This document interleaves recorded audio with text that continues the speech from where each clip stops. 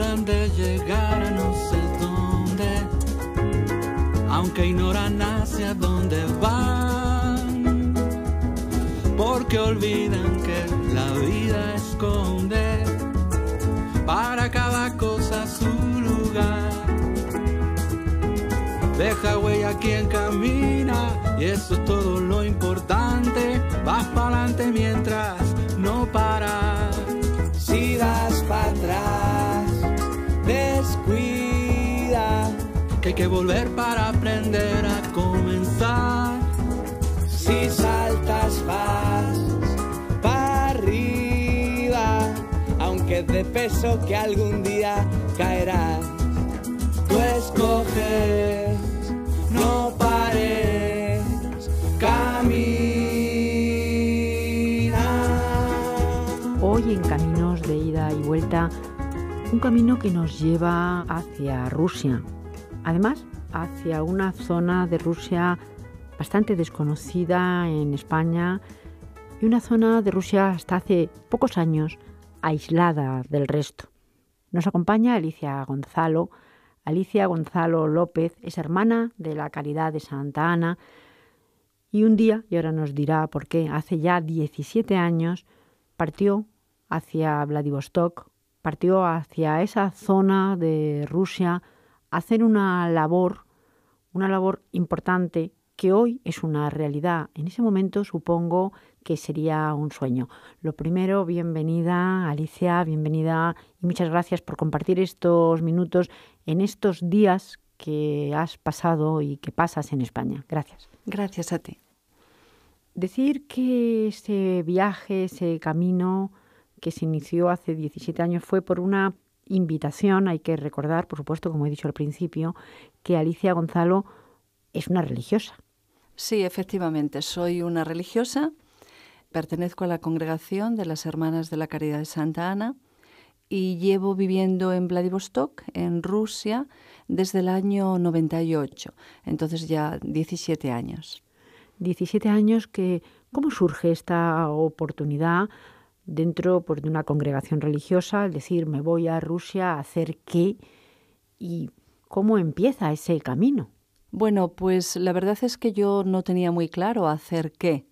Luego, poco a poco, los caminos se han ido abriendo y hemos ido viendo claro, y yo he ido viendo claro también ese qué. Pero cuando fui allí, bueno, pues sencillamente fue por invitación de una congregación religiosa que ya existía allí en la zona de Siberia Oriental, que es en Krasnoyarsk.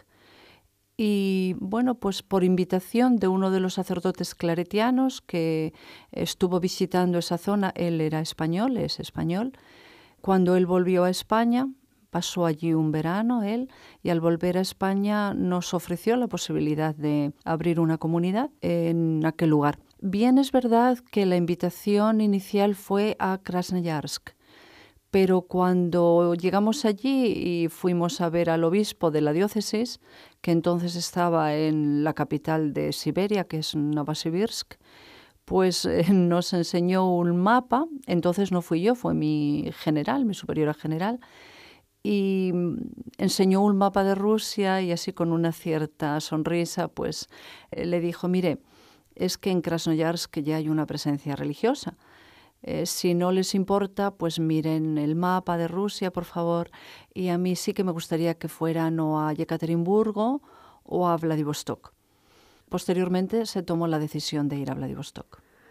Primero la idea de ir a Siberia, quizá porque desde aquí Siberia nos recuerda pues algo muy frío, con una manera de vivir muy inhóspita. Es ya duro de por sí. Pero lo de elegir en un mapa, bueno, aunque un poco dirigida la zona, supongo que también su superiora pues no situaría del todo bien dónde está Vladivostok y qué zona es y cuáles son sus problemas. Hay que recordar que toda esa zona es una zona militar hasta el año 1991, hasta el año en el que la Unión Soviética se convirtió en otra cosa. Bueno, es una zona militar hasta este momento. De hecho, en Vladivostok está situada la mayor parte de la flota del Pacífico.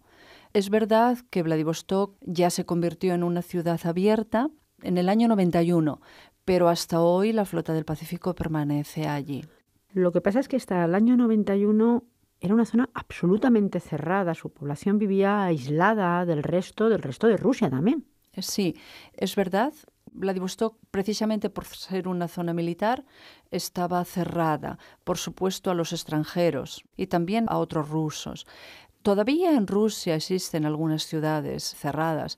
Por ejemplo, yo visito el pueblo de Romanovka, del que seguramente hablaremos después, y a 18 kilómetros de Romanovka hay una pequeña ciudad que se llama Bolshoi Kamin, y hasta este momento, si no han cambiado las cosas, permanece cerrada, por lo menos hasta el día en que yo me vine. Alicia Gonzalo llega a Vladivostok, hemos dicho, en el año 98, sin conocer el idioma y verdaderamente un poco abrir camino, nunca mejor dicho, para su congregación también. A mí me gustaría también conocer un poco en cuanto a la propia religión, porque los rusos son mayoritariamente ortodoxos, de qué manera la Iglesia Católica tiene presencia, y también cuando llega Alicia allí, que se encuentra y cómo empieza esa andadura. Bueno, cuando yo llegué allí, la verdad es que Rusia era tierra incógnita. Nunca me había planteado la posibilidad de ir a Rusia y no era un país especialmente conocido para mí. De hecho, Vladivostok, pues a mí me sonaba de cuando yo era pequeña y estudiaba geografía, que era donde acababa el Transiberiano. Y esa era la única referencia que yo tenía de Vladivostok y de Rusia. Y bueno, pues lo que estudiábamos de los koljós y poco más, no sabía mucho más.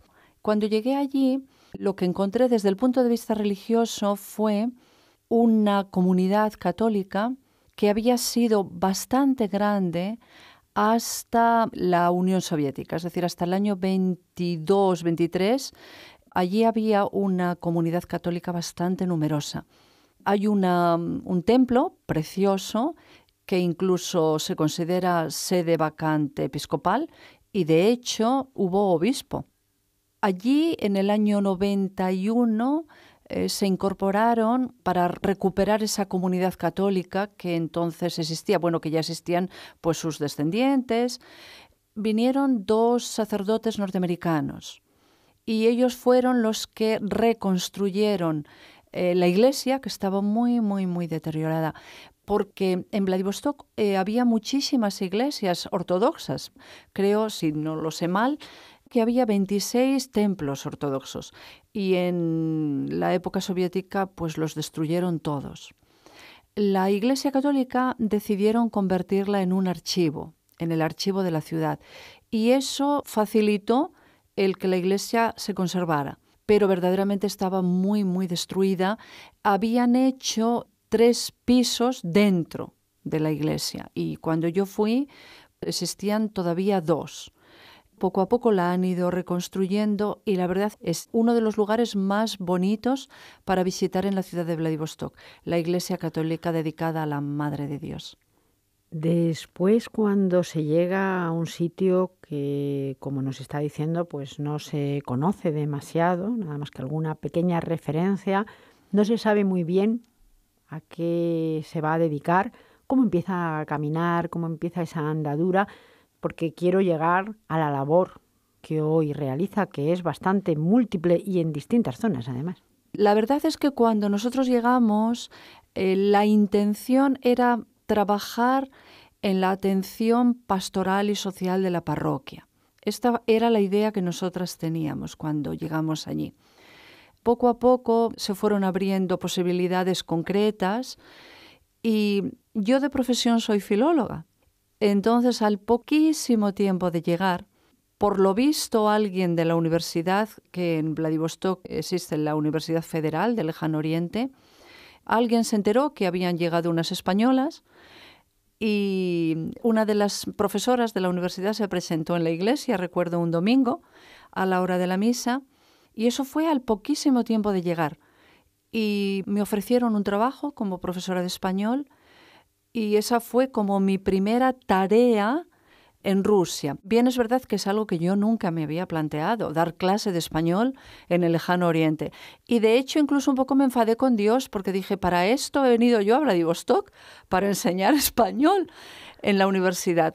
La verdad es que entendí no mucho después que podía ser una tarea también muy bella el hacer una síntesis de fe y de cultura en un país donde durante muchos años pues esto no era posible, o por lo menos no lo era abiertamente.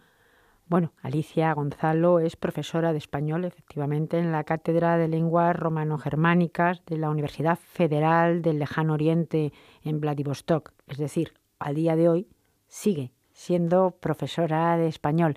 Esta es una de sus labores, una labor muy importante, pero tiene otra que no sé cómo surgió. Ha hablado ya de Romanovka, de este lugar que en un momento dado estaba cerrado a los extranjeros y que tiene una problemática muy especial. Allí Alicia Gonzalo ha creado algo que yo creo que es muy bello, muy importante y que debe ser conocido. Como muy bien has dicho, Romanovka es una ciudad, bueno, un pueblo más bien, que está a unos 100 kilómetros de Vladivostok. Vladivostok es la ciudad principal del Lejano Oriente, es como la capital. Y a unos 100 kilómetros hay un pueblo de 3.000 o 4.000 habitantes que fue una guarnición militar hasta la caída de la Unión Soviética. Allí hay una pequeñita comunidad católica. Entonces, nosotras, las hermanas de mi comunidad, y yo íbamos con frecuencia, una vez al mes, con uno de los sacerdotes de Vladivostok, bueno, pues para atender a los católicos de esta parroquia pequeña, pues se hacía presente los sábados, llevaba la comunión desde Vladivostok y celebraba la Eucaristía una vez al mes. Y nos dimos cuenta, la gente pedía pues una mayor asistencia espiritual. Entonces empezamos a ir una vez a la semana, los sábados. Y ahí es donde empezó un sueño que verdaderamente hoy pues se ha hecho realidad. Y ya lleva funcionando 5 años. Pues me gustaría ya entrar de lleno en ese sueño. Lo anunciábamos al principio de esta conversación, un sueño que lleva 5 años, que hoy es una realidad y una realidad importante que tiene que ver muy probablemente y claro con la fe de Alicia Gonzalo, pero también tiene mucho que ver con la humanidad que yo creo que debemos tener todos. Cuando nosotros íbamos una vez a la semana, veíamos que había muchos niños por la calle. Esta guarnición militar se vino abajo, como se vino abajo la Unión Soviética. Entonces, Romanovka quedó muy destruida a todos los niveles. Es un lugar en el que prácticamente no hay trabajo y en el que existe un problema muy importante, que es el alcoholismo. Claro, pues empezamos a ver sobre todo personas que padecían las consecuencias del alcoholismo, que eran los niños. Y yo recuerdo pues ver muchos de ellos en la calle con 30 grados bajo cero, con 25 grados bajo cero, y ahí es donde apareció el sueño. Era crear algo para que los niños pudieran estar a salvo de situaciones que yo consideraba bastante peligrosas.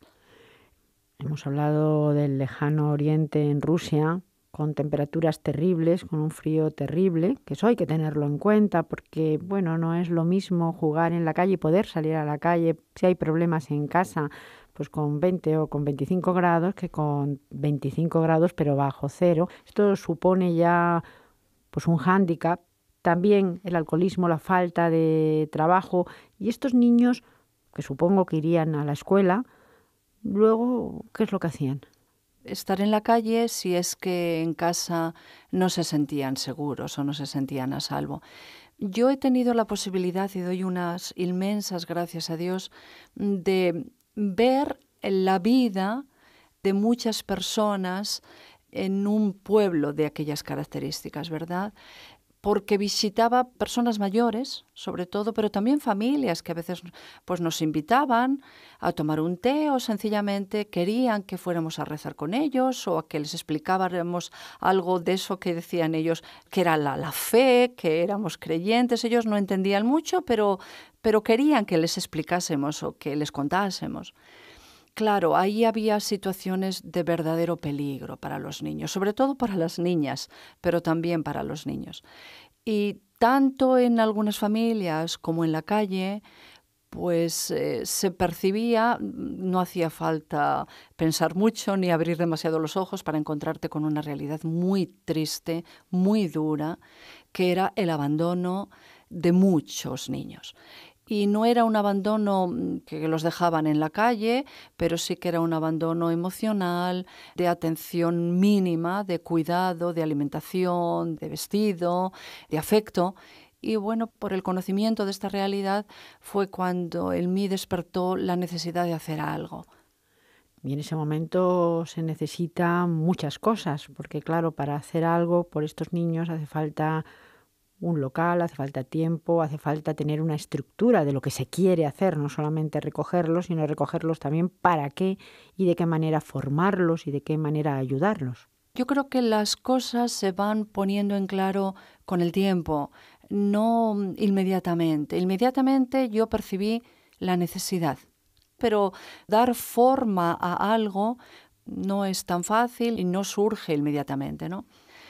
Yo en principio lo que pensaba era simplemente alquilar una habitación o comprar una habitación para que los niños que en un determinado momento se sintieran en peligro o simplemente lo desearan, vinieran a esta habitación. No tenía muy claro qué es lo que se iba a hacer allí, pero luego la realidad se impuso de una manera bellísima, porque un día yendo yo por la calle, pues me encontré al lado de la escuela un cartel que colgaba del manillar de una tienda, de estas tiendas típicas de la época soviética que vendían un poquito de todo, y ponía «se vende». Y yo interiormente sentí, esto va a ser para los niños. Y lo comenté en mi comunidad. Pues ponen a la venta este edificio que está justamente al lado de la escuela, en un lugar privilegiado porque es donde está casi la carretera que va a Najotka, es decir, que une las dos ciudades más importantes del Lejano Oriente o dos de las más importantes. Pues yo planteé la posibilidad de comprar este lugar. Y también fue muy bonito que lo comenté en la parroquia con los dos sacerdotes que estaban allí. Y estos dos sacerdotes me dijeron, Alicia, nosotros tenemos $20,000 para Romanovka, porque vino un sacerdote de Estados Unidos hace tiempo y nos dejó este dinero para hacer algo allí. Nadie nunca nos ha pedido nada concreto. Entonces, cógelos y compra. Y entonces mi superiora provincial, bueno, pues me dijo, adelante, si nos dan este dinero, con este dinero hacemos la compra del edificio y luego ya pues lo que es la obra podemos empezar a correr los gastos, es decir, que corran a nuestra cuenta. Pero es verdad que desde el primer momento hemos tenido mucha ayuda. En España existe la Fundación Juan Bonal, que es una fundación dependiente de nuestra congregación, de las Hermanas de la Caridad de Santa Ana, y hasta el día de hoy nos financian el mantenimiento del centro. Se compra este edificio, ahora pues yo me gustaría que nos explicara cómo es el edificio y cómo lo encontraron, porque era una tienda y hay que remodelar y hay que construir una especie de escuela o de lugar donde estar. Y una vez que se tiene el edificio y se hace esta remodelación, ya hay que recibir niños y hay que empezar un poco a pensar cómo ayudarles cada vez más y de manera más concreta. Mientras se iba haciendo la obra, nosotros seguíamos yendo. A los niños no había que buscarlos, porque los niños eran los que nos encontrábamos todos los días en la calle. Es verdad que el lugar es muy, muy estratégico, porque está justo al lado de la escuela. Primero pensábamos qué podíamos hacer. A mí me gusta mucho la música, no entiendo mucho de música, pero soy muy cantarina y me gusta. Pertenezco a una familia muy musical. Se me ocurrió hacer como una especie de conjunto o de coro.